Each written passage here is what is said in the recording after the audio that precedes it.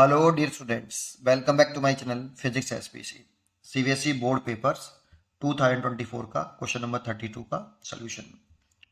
A dielectric slab of dielectric constant K and thickness T inserted between the plates of parallel plate capacitor of the plate separation D and plate area A obtain the an expression for its capacitance। ठीक है, solution करते हैं। तो देखो, सबसे पहले एक parallel plate capacitor बना लेते हैं हम। एक ये मेटल की प्लेट है और ये एक और हमारे पास मेटल की प्लेट है। इसका प्लेट एरिया हमने ए कंसीडर किया है और प्लेट सेपरेशन डी, और इस पर सरफेस चार्ज डेंसिटी मान लेते हैं पॉजिटिव चार्ज है इस पर प्लस के सिग्मा, और इस पर नेगेटिव सरफेस चार्ज डेंसिटी ये माइनस के सिग्मा, और इसको मैंने अर्थ कर दिया है। और यहाँ पे चाहो तो एक इंसुलेटिंग स्टैंड लगा लो। तो देखो, इस चार्जेस की वजह से बिटवीन द प्लेट एक एक्सटर्नल इलेक्ट्रिक फील्ड डेवलप हो जाएगा due to this plate charge की वजह से यहाँ पे इलेक्ट्रिक फील्ड डेवलप होगा। इलेक्ट्रिक फील्ड की डायरेक्शन जो होती है वो positive charge to negative charge, और यूनिफॉर्म इलेक्ट्रिक फील्ड होता है ये ई नॉट, और एयर है माना है हमने अभी यहाँ पे। तो इलेक्ट्रिक फील्ड होता है ई नॉट इज इक्वल टू, दोनों प्लेट के से नेट इलेक्ट्रिक फील्ड है बेटा ये सिग्मा अपॉन एप्सिलॉन नॉट, और सिग्मा की जो वैल्यू होती है वो चार्ज अपॉन एरिया होता है, प्लेट एरिया। इसे लिख सकते हो Q upon epsilon not A. ये तो इतना हो गया। ये इलेक्ट्रिक फील्ड आया due to charge of plates के चार्ज की वजह से। ठीक है, अब सेकंड केस में ये कह रहा है हमसे कि इसमें एक डाइलेक्ट्रिक स्लैब पुट कर दे बेटा बिटवीन द प्लेट्स। ये प्लेट हो गई आपकी, इस पर प्लस का चार्ज है 1 2 3 4 5 बना लिया, ये भी 5 1 2 3 4 5, ये प्लस के सिग्मा है और ये माइनस के सिग्मा है। इन दोनों प्लेटों के बिटवीन एक डाइलेक्ट्रिक स्लैब रख लिया है जिसकी थिकनेस टी है बेटा, ये थिकनेस टी है और ये प्लेट सेपरेशन डी है। जैसे ही हम इस डाइलेक्ट्रिक स्लैब है, ये डाइलेक्ट्रिक मटेरियल है बेटा इस जगह पे, है ना। अच्छा, और डाइलेक्ट्रिक मटेरियल को जैसे ही हम इस एक्सटर्नल इलेक्ट्रिक फील्ड में रखेंगे, तो देखो एक छोटा सा पॉइंट यहाँ सीखते हैं पहले कि जब किसी डाइलेक्ट्रिक मटेरियल को, ये डाइलेक्ट्रिक मटेरियल्स है तो उसमें नॉन पोलर मॉलिक्यूल्स होते हैं, ऐसे प्लस और माइनस एक जगह पर होते हैं। जैसे ही किसी इसको एक्सटर्नल इलेक्ट्रिक फील्ड में रखते हैं, दैट मीन्स ई नॉट में रखते हैं, तो इस इलेक्ट्रिक फील्ड के कारण इसके पॉजिटिव चार्ज पे जो फोर्स लगेगा वो इलेक्ट्रिक फील्ड की डायरेक्शन में लगेगा, और नेगेटिव चार्ज पार्टिकल पे जो फोर्स लगेगा वो इलेक्ट्रिक फील्ड के अपोजिट डायरेक्शन में लगेगा। तो ये पोलराइज हो जाएगा कुछ इस तरह से, ये पॉजिटिव हो जाएगा और ये नेगेटिव, इसे पोलराइजेशन बोलते हैं। और इसकी वजह से यहाँ इसके इस सरफेस पर इंड्यूज नेगेटिव चार्ज और इस जगह पर इंड्यूज पॉजिटिव चार्ज डेवलप होगा। तो जैसे ही हम इसमें रखेंगे, एक्सटर्नल इलेक्ट्रिक फील्ड है आपका ई नॉट, इसकी वजह से यहाँ आपका नेगेटिव चार्ज इंड्यूज होगा, नेगेटिव चार्ज इंड्यूज होगा ऐसे, और यहाँ इंड्यूज पॉजिटिव चार्ज इंड्यूज होगा। लेकिन ये डाइलेक्ट्रिक मटेरियल है, तो डाइलेक्ट्रिक मटेरियल तो जो इंड्यूज चार्ज डेवलप होगा, यहाँ सिग्मा आई लिख लेता हूँ, इंड्यूज चार्ज है ये, सरफेस चार्ज मान लिया मैंने, डेंसिटी मान ली, ये नेगेटिव है और ये पॉजिटिव होगी। लेकिन ये इंसुलेटर होने की वजह से ये सिग्मा ज़्यादा होगा, किससे, सिग्मा ई से। जो इंड्यूस चार्ज डेवलप होगा ना वो इससे कम होगा बेटा। अगर ये कंडक्टर होता तो ये इंड्यूस चार्ज जो होता वो इस कंडक्टिंग प्लेट पे जो चार्ज है उसके बराबर होता, क्योंकि कंडक्टर के अंदर large number of free electrons available होते हैं, जबकि इंसुलेटर में उतने नहीं होते कि वो नेट इलेक्ट्रिक फील्ड को जीरो कर दे बेटा, है ना। तो इस जगह पे जो आपका इंड्यूस चार्ज डेवलप होगा वो इससे कम ही रहेगा, बराबर नहीं होता, कंडक्टर में बराबर होता है। एक बात। दूसरी बात सुनो,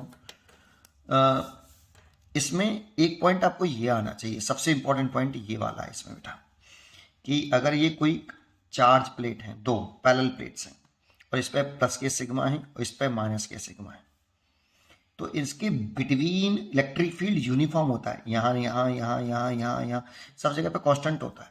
और कितना होता है ड्यू टू दिस चार्जेस, तो अभी हमने लिखा ई नॉट बराबर कितना, सिग्मा अपॉन एप्सिलॉन नॉट। इतना चार्ज होता है बेटा, इतनी इलेक्ट्रिक फील्ड होती है। ई नॉट को छोड़ो, sigma upon epsilon not, sigma charge है तो सिग्मा अपॉन एप्सिलॉन नॉट। लेकिन ये बिटवीन है प्लेट्स, और आउटसाइड यहां देखें तो यहां जीरो होगा बेटा दोनों प्लेटों के कारण, और यहां पे भी जीरो होगा दोनों प्लेटों के कारण, क्योंकि इस प्लेट की वजह से इलेक्ट्रिक फील्ड आएगा अभी, और इस प्लेट की वजह से इलेक्ट्रिक फील्ड आएगा टूवर्ड्स, तो नेट जीरो हो जाएगा। और यहाँ पे देखोगे तो इस प्लेट की वजह से अभी आएगा और इसकी वजह से टूवर्ड्स आएगा, दोनों ऐड हो जाएगा, ऐड होकर टोटल इतना आता है। तो आउटसाइड जीरो होता है और between the plate sigma upon epsilon not होता है। अगर सिग्मा है तो सिग्मा अपॉन एप्सिलॉन नॉट, और कुछ है तो और कुछ, ठीक है। ये वेरी मोस्ट इंपॉर्टेंट है। अब जरा समझते हैं। तो देखो इस जगह पे की बात कर रहे हैं, इस जगह पे तीन रीजन देख लो आप इसमें, ये फर्स्ट रीजन हो गया, ये सेकंड रीजन हो गया, और ये थर्ड रीजन हो गया। मैं फर्स्ट रीजन की बात करूं तो इन दोनों प्लेटों के लिए, इन दोनों प्लेटों के लिए पैरेलल प्लेट हो गई, ये पॉइंट कहाँ है, बिटवीन है कि आउटसाइड है। जैसे मैं यहाँ पे पूछ रहा था, इन दोनों प्लेटों के लिए ये पॉइंट कहाँ है, बिटवीन, और ये आउटसाइड है, ये आउटसाइड है। बिल्कुल सेम सेंटेंस से चलो, इन दोनों प्लेटों के लिए ये पॉइंट कहाँ है, तो ये बिटवीन है। और इलेक्ट्रिक फील्ड डिस्टेंस तो इंडिपेंडेंट होता है बेटा, तो इन दोनों प्लेटों के लिए बिटवीन है, तो इन दोनों प्लेटों की वजह से तो इलेक्ट्रिक फील्ड, इन दोनों प्लेट की वजह से इलेक्ट्रिक फील्ड ई नॉट है। तो इसीलिए इस जगह पर जो इलेक्ट्रिक फील्ड होगा ऐसे होगा बेटा, ऐसे। और नेट इलेक्ट्रिक फील्ड होगा यहाँ पे ई नॉट। देखो इन दोनों प्लेटों की वजह से ई नॉट होगा, और इन दोनों चार इस की भी प्लेट मान लो आप, ये इसकी वजह से, इसके और इसकी वजह से ये पॉइंट कहाँ है, आउटसाइड है, और आउटसाइड कितना होता है, जीरो। तो यहाँ इसके कारण हुआ ई नॉट और इसके कारण हुआ जीरो, तो नेट इलेक्ट्रिक फील्ड हो गया ई नॉट। यहाँ पे इसके कारण जीरो होगा तो net electric field E not plus zero, तो ई नॉट रह गया। ऐसे ही यहाँ पे देखो इस थर्ड रीजन में इन दोनों प्लेटों के लिए पॉइंट कहाँ है, बिटवीन, बिटवीन है तो इलेक्ट्रिक फील्ड हो गया ई नॉट, प्लेट वाले चार्ज की वजह से। ऐसे बराबर बराबर दूरी पे बनाना चाहिए, ऐसे बिल्कुल सेम टू, ठीक है। इलेक्ट्रिक फील्ड ना लिया, ये यूनिफॉर्म इलेक्ट्रिक फील्ड, और आया ई नॉट। और इस वाले प्लेट की वाले चार्ज की वजह से इस वाली प्लेट, इस वाले को पैरेलल प्लेट मान लो आप, इसके लिए ये पॉइंट कहाँ है, आउटसाइड है, तो जीरो हो जाएगा, इस इन दोनों की वजह से जीरो हो जाएगा। तो यहाँ पे जीरो हो गया, तो टोटल यहाँ पे यही हो गया। अब मैं थोड़ी सी चर्चा यहाँ पे अलग से कर लेता हूँ इसकी, यही सबसे इंपॉर्टेंट पॉइंट है। देखो ये ऐसे था, इस पर प्लस के सिग्मा, इस पर माइनस के सिग्मा, इन दोनों के लिए ये पॉइंट कहाँ है, ये वाला बिटवीन, तो इसके लिए इलेक्ट्रिक फील्ड ऐसे होगा, ई नॉट होगा। ये इन दोनों प्लेटों की वजह से है बेटा, प्लस टू माइनस होता है, लेकिन इस पर एक नेगेटिव इंड्यूस चार्ज है और इस पर पॉजिटिव इंड्यूस चार्ज है। इन दोनों के लिए ये पॉइंट कहाँ है, बिटवीन, बिटवीन ही है, तो इलेक्ट्रिक फील्ड डेवलप होगा वो ऐसे होगा, बट बेटा ये इंड्यूस इलेक्ट्रिक फील्ड होगा। ई नॉट तो होगा सिग्मा अपॉन एप्सिलॉन नॉट, क्योंकि इन दोनों प्लेटों के कारण है, और ई इंड्यूज होगा इन दोनों प्लेटों के कारण, और ये होगा E induced equal to sigma I upon epsilon naught. और दोनों एक दूसरे के अपोजिट है, सिग्मा बड़ा है सिग्मा नॉट से, सिग्मा आई से, इसीलिए ई नॉट बड़ा होगा ई इंड्यूस से। तो जो नेट इलेक्ट्रिक फील्ड आएगी डायरेक्शन अपोजिट है। देखो इसकी डायरेक्शन प्लस टू माइनस होती है, तो ये प्लस टू माइनस दिखाई है मैंने, और इसकी डायरेक्शन भी electric field direction plus two minus होती है, लेकिन ये प्लस है ये माइनस है, तो नेट इलेक्ट्रिक फील्ड इधर ही आएगा बेटा। ये नेट इलेक्ट्रिक फील्ड को मैंने ई से डिनोट किया है, कितना होगा ई, ई बराबर होगा ई नॉट माइनस ई इंड्यूस। इसे इसीलिए घटाया क्योंकि ई नॉट बड़ा है ई इंड्यूस से, तो नेट इलेक्ट्रिक फील्ड की डायरेक्शन ई नॉट जैसी होगी। तो फाइनली मैं कहूं कि यहां पर जो नेट इलेक्ट्रिक फील्ड होगी वो ई नॉट जैसी होगी, ऐसे डायरेक्शन यही होगी सबकी, लेकिन यहां पे जो इलेक्ट्रिक फील्ड होगा वो ई होगा बेटा। अब ई कितना होगा, तो ये इनसाइड इन एयर में कहें, एयर में तो net electric field E not है जो कि क्यू अपॉन एप्सिलॉन नॉट ए है, और inside dielectric material, dielectric material net electric field जो है, नेट इलेक्ट्रिक फील्ड इंटेंसिटी ई है, और ये है ई नॉट माइनस ई इंड्यूस्ड। अब इसमें जो डाइलेक्ट्रिक मटेरियल में जो ताकत होती है ना, स्ट्रेंथ होती है, वो उतनी नहीं होती जितनी कंडक्टर्स में होती है। कंडक्टर में इन्फाइनाइट ताकत होती है। वो इंड्यूस इलेक्ट्रिक फील्ड इस तरह से डेवलप करता है कि net electric field inside the conducting material zero हो जाता है। लेकिन इसमें इतनी ताकत नहीं है, ये घटाता जरूर है। नेट इलेक्ट्रिक फील्ड जो आ रहा है, इस जैसे डाइलेक्ट्रिक मीटर रखा तो इलेक्ट्रिक फील्ड घट गया है, लेकिन के टाइम्स घटता है बेटा, ई नॉट बाई के। ये नेट इलेक्ट्रिक फील्ड की वैल्यू है, ई नॉट बाई के, इसकी वैल्यू है।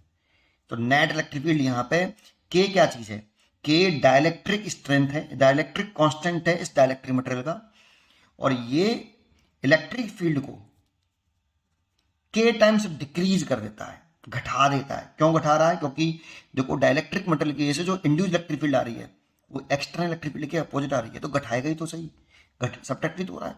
कितने टाइम्स घटाता है? के टाइम्स।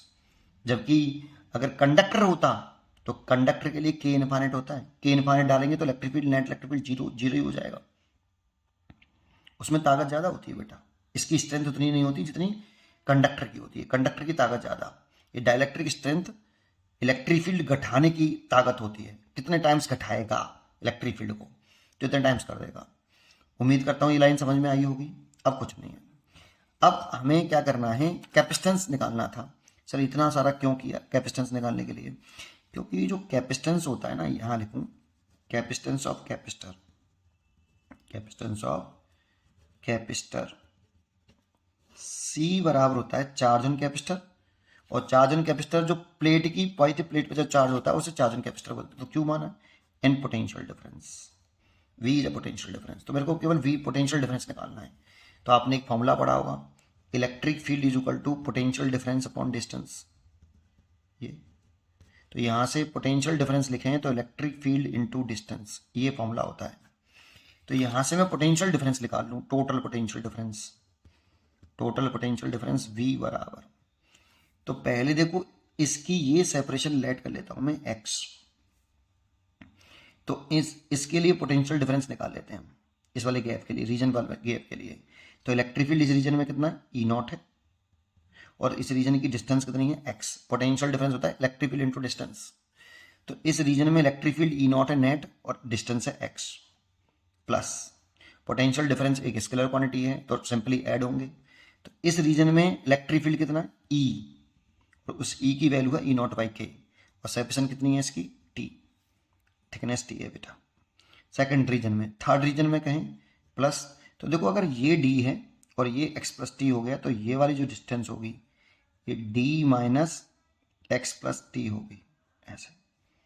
तो इस वाले रीजन में इलेक्ट्रिक फील्ड तो ई नॉट है और डिस्टेंस है D माइनस ब्रैकेट में T प्लस एक्स, ऐसे, A X plus T. Solve कर लो, E naught X plus E T, इसकी वैल्यू लिख सकते हैं E naught by K T, क्योंकि ई की value E naught by K है, प्लस ई नॉट डी, अंदर मल्टीप्लाई कर रहा हूँ, माइनस ई नॉट टी, और अंदर मल्टीप्लाई करेंगे तो minus minus plus minus minus हो जाएगा, ई नॉट एक्स। ई नॉट का मल्टीप्लाई कर दिया और ब्रैकेट भी खोल दिया है, इससे ये देखो कट गया। यहां से पूरे में से देखें तो ई नॉट कॉमन है, तो टी अपॉन के प्लस डी माइनस के टी, और ई नॉट की वैल्यू है हमारी कितनी, ये रही, क्यू अपॉन एप्सिलॉन नॉट ए, और ये हो गया डी माइनस के टी प्लस टी अपॉन के, इतना हो गया बेटा। तो इसीलिए जो कैपेसिटेंस हो गया C बराबर क्यू अपॉन V की वैल्यू कितनी है, Q upon epsilon not A, और ये हो गया D माइनस के T प्लस T अपॉन के। Q से Q कैंसिल हो गए, C इक्वल टू आ गया, एप्सिलॉन नॉट A ऊपर पहुंच जाएगा तो एप्सिलॉन नॉट A ऊपर ले गए, और ये हो गया D माइनस के T प्लस T अपॉन के। ये कैपेसिटेंस हो गया बेटा। उम्मीद करता हूं कि आपको ये डेरिवेशन जरूर समझ में आया होगा। यहाँ पे नेट इलेक्ट्रिक फील्ड की डायरेक्शन यही रहेगी बेटा, ठीक है। आप समझो, ई नॉट की ऐसे थी, ए इंड्यूस की ऐसे थी, बड़ा ई नॉट था इसलिए नेट इलेक्ट्रिक फील्ड ऐसे आएगा, लेकिन इसकी वैल्यू ई नॉट बाई के होगी, ठीक है। पढ़ते रहिए और खुश रहिए।